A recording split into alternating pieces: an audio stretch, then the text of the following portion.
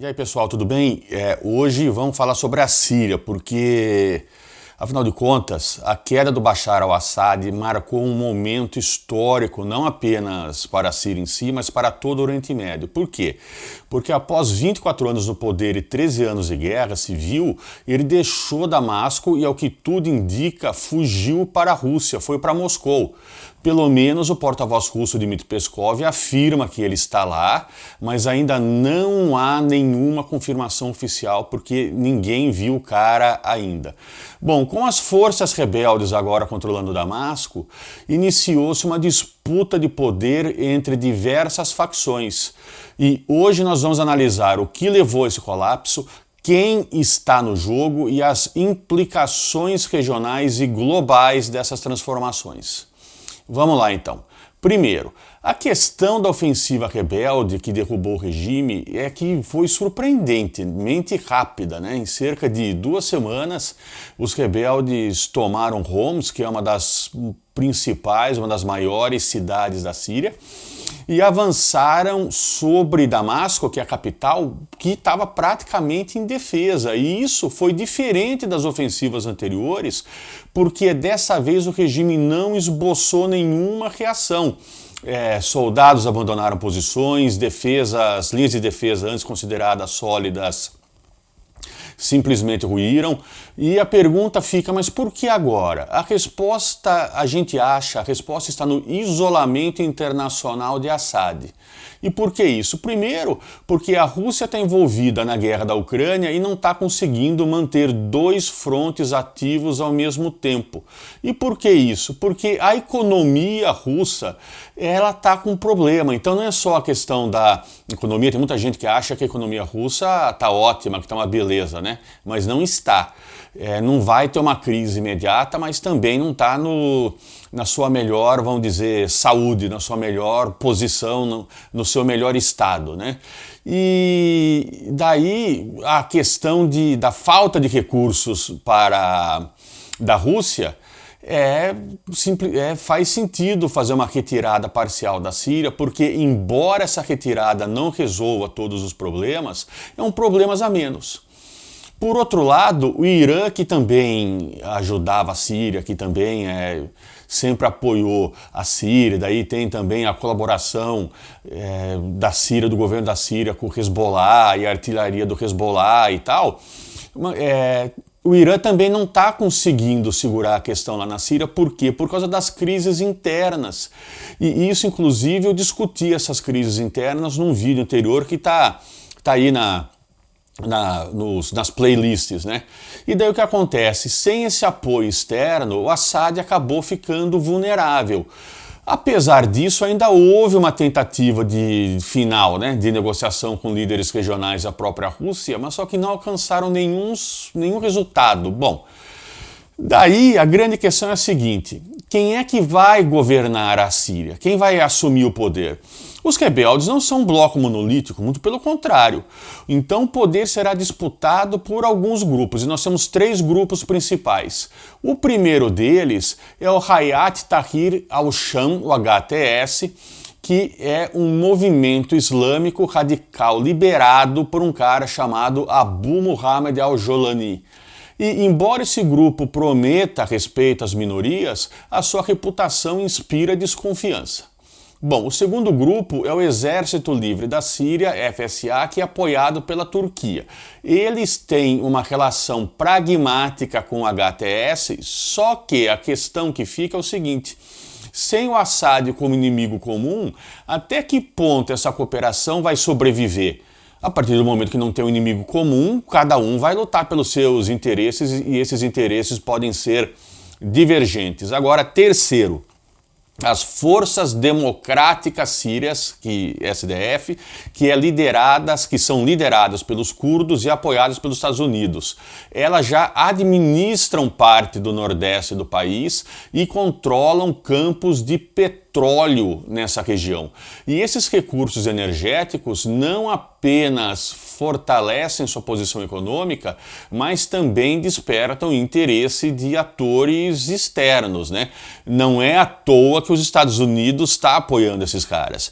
Agora, Para a Turquia, esses campos sob controle curdo são um problema, porque dão mais influência a eles, aos curdos, que são inimigos do Estado turco, e tornam qualquer acordo político nesse sentido muito mais complexo. Ao mesmo tempo, os Estados Unidos é uma forma de manter influência indireta sobre o futuro sírio e sobre a região e tentar evitar que grupos hostis controlem uma fonte estratégica não só de renda, mas também de segurança energética.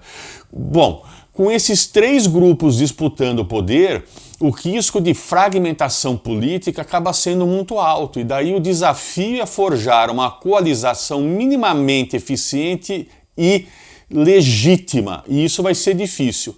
No campo internacional, por sua vez, a saída do Assad mudou o tabuleiro do jogo, porque primeiro a Turquia acabou emergindo como uma das grandes beneficiadas, afinal de contas, sem o regime sírio, Erdogan pode tentar negociar o retorno de milhões de refugiados que hoje vivem no território da Turquia, o que acaba aliviando pressões políticas internas que ele está sofrendo. Só que ao mesmo tempo, a Turquia também tem seus próprios interesses econômicos e de segurança, especialmente, como já citei, em relação aos curdos e a esses campos de petróleo no norte que os curdos estão controlando. Para a Turquia seria um bom negócio controlar esses campos de petróleo. Agora, a Rússia, por outro lado, perde um aliado chave na influência da região, e a Rússia, envolvida na guerra com a Ucrânia, isso acabou demonstrando que Moscou não conseguiu salvar o Assad e isso prejudica o prestígio russo. E o Irã, que investiu pesado no regime sírio, também sai enfraquecido. A gente já discutiu isso. Agora, os Estados Unidos, apoiando discretamente as forças curdas, mantêm uma certa distância, Preferem limitar o seu envolvimento, e isso está indo na linha do Trump. Mas isso não muda a questão que, dependendo do que acontecer, se os Estados Unidos quiser manter um papel de influência mundial no mesmo patamar que tem hoje em dia, vai ter que, dependendo do que acontecer, vai ter que se envolver, porque vai ter que lidar com as consequências geopolíticas do que acontecer lá.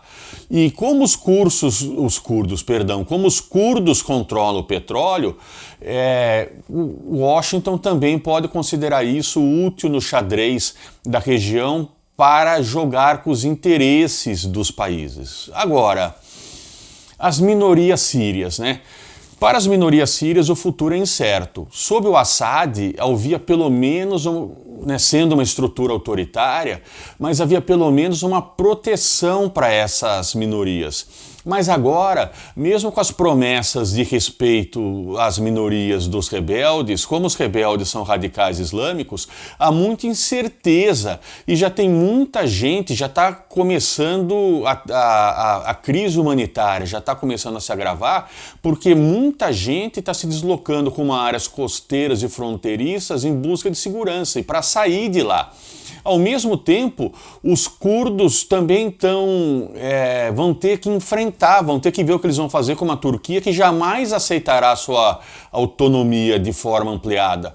A Turquia jamais vai aceitar um Estado curdo ou que os curdos tenham uma influência maior, tenham um destaque regional ou que tenham uma influência política em um novo governo da Síria, Porque, além disso, o controle do petróleo faz dos curdos um alvo tentador para outras potências regionais que têm interesse no petróleo, aumentando a pressão por acordos que podem ser muito complexos ou então acordos que podem ser muito frágeis. E daí, nesse sentido, essa perspectiva do retorno de refugiados sírios, que são 3,6 milhões na Turquia, acaba sendo extremamente complexa, porque não tem infraestrutura. Pega Alepo, por exemplo, as forças russas destruíram Alepo, botaram abaixo, Então, com bairros destruídos, sem garantia de estabilidade, muitas famílias, muitas pessoas hesitarão em retornar para a Síria.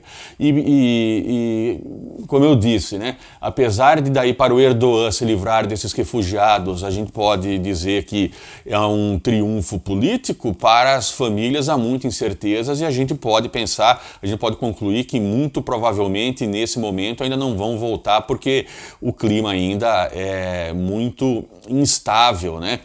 E é instável por conta dessa ausência de uma autoridade central forte que cria um vácuo de poder, e isso pode alimentar novos conflitos internos, né? Por exemplo, a gente viu como o Iraque e a Líbia são exemplos onde a queda de um ditador não garante estabilidade, muito pelo contrário, gera instabilidade. No próprio Iraque, por exemplo, quando Saddam Hussein caiu,